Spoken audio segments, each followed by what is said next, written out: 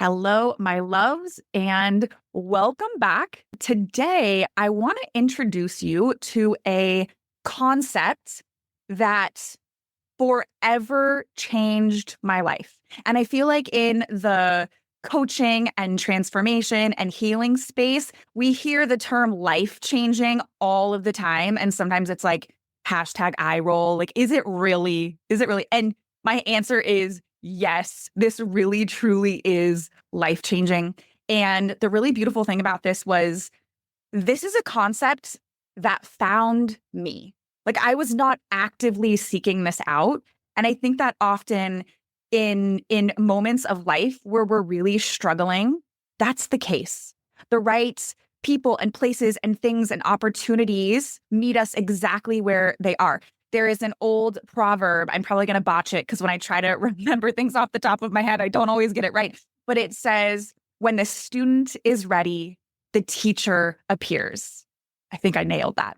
So the other thing is, I really wish that I would have found this sooner because, again, I think I mentioned it. I was in a season of life and business and motherhood and health where, admittedly, this feels dramatic, but it also feels 100% accurate.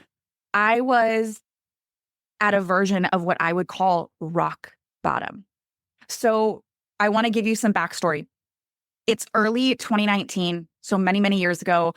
At the time, so right now, I'm currently a mama of three. At the time, I was a mama of two. I had two daughters. At the time, they were 5 and 3. It was my 5th year of entrepreneurship, and things were going well. They weren't like amazing. They weren't phenomenal, but they were going well. I was feeling a little bit frustrated though, because I had plateaued in terms of income and what felt like impact and reach. There wasn't a lot of growth. We were just kind of gliding by. And for somebody who considers herself highly driven, highly ambitious, it didn't feel very good to be kind of what felt like in the same exact spot for 3 to 4 years in a row. Inside of my business, I was doing everything by myself, which when you are in the online space versus having like a brick and mortar business, when you're in the online space, there's nothing wrong with the term is often solopreneur, right? Like an entrepreneur doing it solo. But my business was doing well enough where I was actually drowning under the workload, but I didn't hire anybody to help me because I was afraid. I didn't know if I could be the kind of like, I didn't know how to lead within my own business. Delegating, oh my goodness, asking for help, not areas that I was ever good at or practice at. There was also these parts of me, my people pleaser and my perfectionist. To this day, 37 years old and 11 years in business, to this day, those are things that I'm working through. But at that moment in time in my life and in my business, the people pleaser and the perfectionist were louder than ever before. And to put it lightly, I was absolutely exhausted, just really tired. And I had sort of come to a place where I thought, this is just what it is. Like, this is what it is to be a mom. This is what it is to be a business owner. I'm just going to be tired. Like, this is life now, which is actually really sad. But I'd been tired for so long that I didn't know that there was anything else available. So I was going out to lunch with a really good friend of mine. And this really good friend of mine happens to be one of the top health coaches in Northern California. So we sit down to lunch and, we do our kind of standard friendly getting caught up. And this level of exhaustion that I'd been experiencing was such a big part of my life at the time that there was no way to not talk about it. And so me not even connecting the dots that I'm not feeling great health-wise. And here I am sitting in front of one of the best health coaches in my area. I'm going on and on and on. And she goes, Dani, have you ever heard of something called adrenal fatigue? I'm like, oh, what? And I want to pause here to let you know, I am not a doctor. I am not a health coach. And this is not medical advice, but this is a really big part of my story. So I had never heard of this thing called adrenal fatigue. And she basically shared that every single thing I had said, everything on my list of symptoms that I had been navigating for months and months and months was kind of standard. It fell under the category of adrenal fatigue. Then she went on to share that adrenal fatigue, which is basically when you are under stress for prolonged periods of time, like chronic stress. She had shared that it is most prominent in women in their 30s and 40s. I was in my early 30s at the time, in moms and in business owners. Oh, Like, give me a break. those are the three categories. And I checked those boxes and realized, oh my gosh, this is absolutely what it is. And not just in that conversation, but I took several assessments and dove in deeper and was committed to making a change. So it was really scary at first, especially the more I learned about it. Again, feels really dramatic, but in my sweet little life experience bubble, it kind of sort of felt like a death sentence because I knew that it was going to require that I make tons of changes in my life and in my business. And although that was scary, I knew that I literally had no other choice. I knew that something had to change in the way that I was living my day-to-day life and also operating within my business. So initially what that looked like, and if you go Google adrenal fatigue right now, you can learn a little bit about it. And some of the standard things are no more caffeine, which doesn't sound like that big of a deal. But at the time, I was consuming a ton of caffeine just to be okay, just to get through the day. So, but I was really taking this seriously because I could not afford to feel as terrible as I was anymore. So no more caffeine, no more alcohol, which wasn't that hard to give up. I did enjoy my like glass of wine on a Friday night, but I was like, okay, if it's between a glass of wine on a Friday and feeling better, like I will get rid of that so quickly, creating more space in my calendar. And can I tell you guys a little fun Dani fact? Dani don't like yoga. I don't like yoga. I feel like because of the work that I do, people would think I maybe had gone through my yoga teacher training. No. And unless God strikes me down with some lightning and says I need to do that, like I will never do that.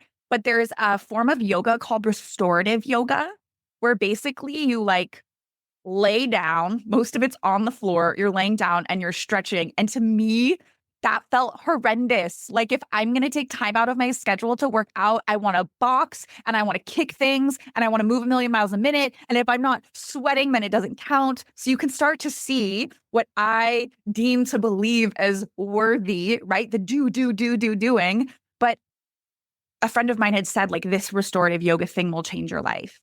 And it was actually did enjoy it. I haven't done it in a long time. I don't see it in my future anytime soon, but in the moment it was great. Now, the other thing, and we're getting to it, I just had to give you the backstory. There was this book that was getting ready to come out by one of my favorite authors. Her name is Kate Northrup. And the book, oh my goodness, the title of the book, so swoon-worthy, sign me up. The book is called Do Less. At the time it was being released, and you better believe I pre-ordered that thing. So I purchased it before it was even ever available.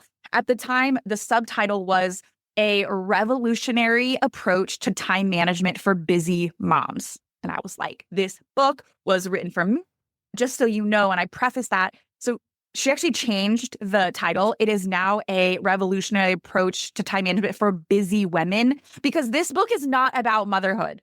She is a mama, but this book applies to every single woman on the planet. And so the book comes, and I think she's going to teach me some fancy time blocking system, some new life hacks that I didn't know about in terms of like how to operate and how to get more done. That was not what this was about. The book is about menstrual cycles. And I was like, what? I was kind of pissed. Like, as I was reading it, I was like, this is not what I need. This is not what I want. But I love me some Kate Northrup. And if you don't know her, she's a very, very, very successful woman who has a multi-million-dollar business that she operates from her feminine energy. So I decided that I was not going to throw the book in the trash can, that I would give it a chance. And I started reading it, and essentially what the book teaches is a concept known as cyclical living. And I'm so glad that I gave that book a chance, because at the very beginning of today, when I told you we were going to talk about a concept that changed my life, it is just that. It is cyclical living. Other terms that you might hear is something known as cycle syncing. There's also something known as the feminine energy cycle. These are all woven in together. You can't see it right now. And also this is a podcast, so hashtag audio. But if you have access to the video version, I have framed on my wall right behind me a graph of the feminine energy cycle. And I reference this all the time, and I will make sure that you have some resources here. But the thing that this helped me to remember, and I think on an unconscious level, I knew this, on an unconscious level, you know this makes perfect sense, yet I was not living my life like this. And what I mean by that is everything in life, every single thing in life has its seasons and cycles. The best example that we have is nature. Depending on where you live, some seasons might feel non-existent, but they're there. They're there all over the globe. The way that the hemispheres are set up is that there are 4 cycles. The moon, Mama Moon, which carries a feminine energy, she has her cycles as well. You have your own cycles. And for those of you who are entrepreneurs, something really interesting is that your business has its own cycles as well. So coming to a place of, and we'll talk about what those cycles are, but one of the most freeing things about this was it helped to eliminate a lot of guilt and shame that I didn't even know that I was carrying. I stopped judging myself a lot. So for those of you who identify, and I'm going to venture to guess this is like 99.9% of you who identify as highly driven and high performers and high achievers, a lot of what we know to be true about success and business and time management and hustling is based on the male energy cycle, which resets every 24 hours. And so there's almost this expectation that day to day, our routines are going to look identical, which means our results are going to look identical. But that's not actually how women are wired. And when we try to set up our life and our business and the structures within that, the way that men do, that leads to fatigue and burnout and stress and feelings of unfulfillment, lack of fulfillment. And so the beautiful thing about this was I no longer made myself wrong for the roller coaster of emotions throughout the month that it is to be a woman. During my own menstrual cycle, I would clear my calendar. We're 5, 6, 7 years in, so I still work, but I keep it in mind when I am looking at and deciding what I'm going to do and when. And so this is one of those beautiful things where when you have this awareness, you don't feel like you're supposed to be doing something or doing it a certain way. So there's so much freedom in this. And the other thing is you start to realize that whether you like it or not, every season serves a purpose. I'm really curious, when you think about seasons in nature, we have spring, we have summer, we have fall, we have winter. Which season is your favorite? Which season is your least favorite? I feel like I am a spring and summer person, and my least favorite is winter. And you get to have your preference here. There is no right or wrong. But what I realized was when I was going into my own winter, and I didn't have this language previously. So for women, your menstrual cycle represents winter. So when I was going into my winter and I didn't feel good and I had really low energy, I would kind of beat myself up about it. And I didn't realize that that was normal. And that time of low energy and the ability to go inward allows us to optimize the other seasons. So when you start to realize that every phase, every season, every part of your cycle is important and necessary and serves a vital purpose, that is a very, very liberating realization. So I want to walk you through really quickly the different seasons, cycles for women, how they are mirrored and reflected in nature and how to make the most out of them. And then I'm going to share some resources to kind of send you on your way to play with this. But before we dive into a little overview of what this looks like, I want to invite you to really lean into this, to play with this, to explore this if you haven't already. You heard bits of my story where I did not discover this until I really, really, really needed it. It was in a place of desperation. It was in my own version of a rock bottom. And I hope that if I would have found this sooner, it would have saved me from feeling as terrible and as burnt out and stressed out as I did. And so one of my favorite healers inside of the coaching and transformational space, his name is Dr. Joe Dispenza. If you're not familiar with Dr. Joe, do yourself a favor, Google him, go on YouTube, listen to some of his stuff. It is truly revolutionary. But one of his mottos is, why wait? Why wait until you hit a rock bottom? Why wait until something has to happen that shakes up your entire life to pursue your healing journey, to feel your absolute best, to focus on your health and your wealth and your mindset? I think it's kind of woven into human nature that sometimes we do have to get to really low lows before something changes. But if you can start to be proactive versus reactive when it comes to your healing journey, oh my goodness, like what a blessing that would be. That is something that I try to focus on. But I do feel like, sometimes spirit gives you, what do they say? Like first you get a whisper, like the pebble, then you get the rock, then you get the boulder, and you no longer have a choice and you have to make a change. Like, let's not have to put ourselves through all that. So lean into this really quickly, and I'm going to provide some links, some graphics, and some resources to go along with this episode. But we'll start with the winter. Funny that I said winter was my least favorite, but we'll start there because when you are a woman and you have within you this feminine energy cycle, winter is actually where it begins because winter is associated with your menstrual phase. And this begins on day one of your bleed. So, what are you supposed to do during winter? Think about what many animals do out in nature.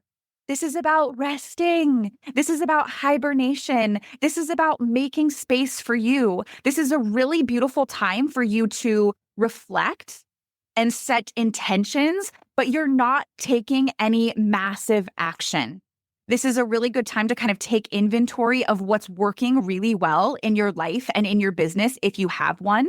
This is also a really great time to ask for some support and get some help so that you can truly focus on you. Once your cycle, and this is going to vary from woman to woman, but often the winter phase within the feminine energy cycle, the menstrual phase is going to last approximately 5 to 7 days. After that is when we get to experience our own energetic version of spring. So it starts to warm up a little bit. The sun starts to come out. The things that you've planted in your garden start to bloom a little bit. They start to peek out through the darkness, right? That's what's happening with our energy. This is a really beautiful place. This is known as the follicular phase. This is a really beautiful time to start a new project. Start something new. Allow yourself to start taking action and putting energy behind the intentions that you set when you were in your winter. So this is a lot of the like new, starting to put your energy out there, which then leads us to our own energetic version of summer. This is ovulation. Inside of Kate Northrup's book, Do Less, she calls this the egg wisdom. And I was like, what is that? So basically, during ovulation, there's usually like a 24 to 72, so like 1 to 3 days period of time where you are quite literally magnetic. There's like some crazy energetic overhaul that allows you to be a magnet for anything and everything you want. So again, ovulation and energetic summer go together. This is where the butterfly, I love a butterfly metaphor, like she is out of the cocoon. She is fluttering her beautiful wings everywhere, showing herself off. The flowers are in full bloom. Like people can't help but want to smell them and take pictures of them and talk about how beautiful they are. Like this is what is happening to you during the season. So this is a really beautiful time to connect with others, to network. The thing that you were working on, that like new project, this is when you want to share it with the world, invite people in, thinking about what is it that you want to draw into your reality, into your experience. And this is where you take the actions to make it happen. Now, if you have if this is like brand new to you, that's A-okay. It was brand new to me, what feels like not that long ago. I'm going to share this with you in a minute, but I want you to start tracking this. And you can do this as precisely or as loosely as you want, but I want you to see if you can pinpoint when you're in your ovulation cycle, your energetic summer, and start to actually acknowledge the magic that happens. And you can probably find that span of time, the 24 to 72 hours where you really are magnetic. And the more you start to identify that, the more you can leverage it. Feel like so many of our favorite healers and successful female entrepreneurs behind the scenes, not all of them, but many of them are using this as a tool. I know a really good friend of mine who we've stepped into partnership together. She has her entire business mapped out for the year, and on her master funnel calendar, so I do this too now, it shows where she's at in each cycle. And that's what we use to plan out when we're going to do certain things so that we can leverage the energy that we're talking about right now. And then last and not least is our energetic fall or autumn, which is the luteal phase. So we're coming out of summer, getting ready to move back into our winter, the menstrual cycle. And the luteal phase, this is a really great time to tie up any loose ends, to finish up projects, to declutter, to reorganize and reorient before we go back into our winter. So those are the 4 cycles. This is so much information, little bit of like fire hosing you today with these tools and with these concepts. But I wanted to kind of give you an overview of this so that perhaps you want to start learning about this on your own. Maybe the next book that you pick up or add to your audiobook account ends up being Kate Northrup's Do Less. And that brings me to the very last part of this is if you do want to dive in to leveraging this, to fully understanding not just the feminine energy cycle, but your feminine energy cycle, because there are things to look at in terms of the seasons. Remember, I was bringing back to every part of your cycle to the energetic season in nature, but there's also this whole other layer that we're not necessarily going to get into today that represents the moon. And the moon that carries the feminine energy, how that's connected to our cycles. But the cycle that you want to follow, the cycle that matters most is not necessarily the moon or nature. It's the way that your own body has your feminine cycle. And one thing I get asked often is, well, how can you leverage this if you no longer have a menstrual cycle? Then in that case, you would align yourself to the moon. Really quick little way to do that is if you think about the new moon is when you really don't see the moon because it's the darkest. That is when you're going to go inward. And then the full moon, when she is just full and bright and shining, that is going to be kind of where you play with that energy of ovulation and you being in your fullest expression and being out there for everyone to see and receive. So there's that. But a few things that I would recommend digging into if you want to learn about this a little bit more is I've played with different tracking apps, like cycle tracking apps over the years. My absolute favorite one, I've been using this one maybe for 6 months. I believe it's free. I don't think I pay for it. It's called the Stardust app. And the reason I love Stardust is because it's a way for you to track your own cycle. But it also, I was going to grab my phone, but I realize I'm live streaming, so I can't see it right now. It not only tracks your cycle, but it shows you where you are in connection to the moon. And then it gives you kind of daily updates, things to think about.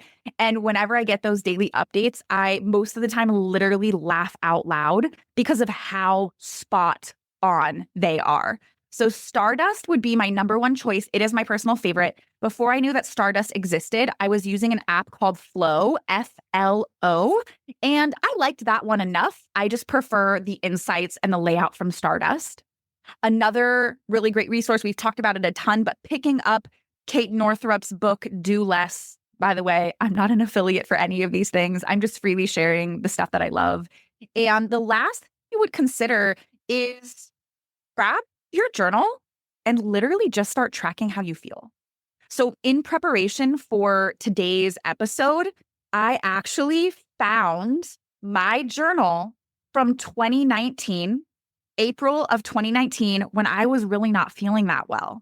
And I was reflecting on this. And what I was doing each day was I was writing down where I was in my cycle, what day it was. So this is day number 3 of my cycle, where the moon was at. So this was a full moon day. And then I was just writing out, honestly, like 1 or 2 sentences about how I was feeling. And because I love data, I was at the end of each day, I was rating on a scale of 1 to 10 how well I felt. 1 would be like I felt absolutely horrendous, and 10 would be I felt amazing. So this day, this is fantastic. This was actually 9.9 out of 10. That was a really great day there. So just tracking that is great. And I wanted to share, before we wrap up, I wanted to share this little excerpt. So for anybody who's digging into this, for anybody who's starting to have an awareness of how they're feeling, their own energy, whether it be today, we're actually talking a lot more about physical energy, but also the energy within and around you. I have this excerpt. So I said, I called my mama this morning to tell her that I'm feeling better, like finally feeling like myself again. Even better than myself. I feel like a brand new woman. I know that this is just the beginning. When my mom asked what helped me feel this way, here's what I told her.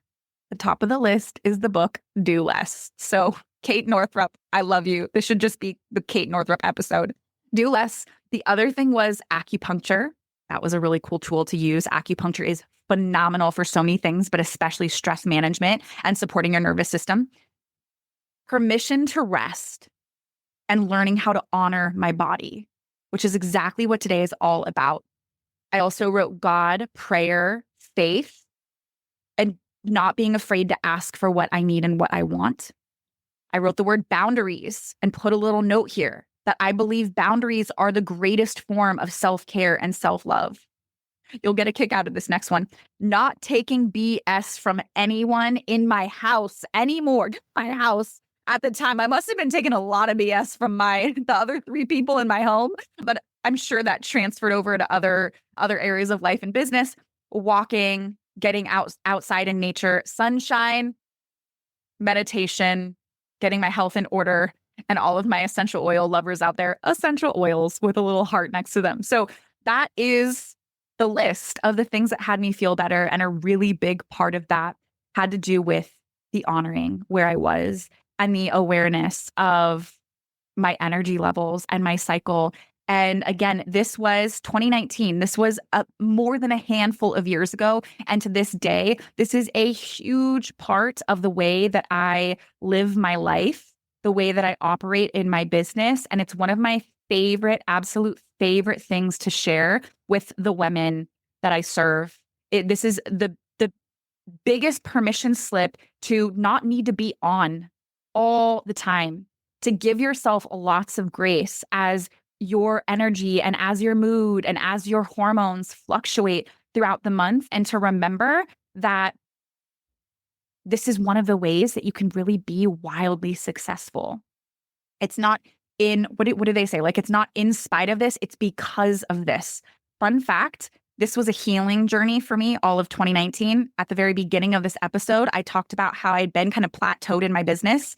The following year, 2020, we had a 90% increase in business. And it was my first of now consecutive 6-figure years.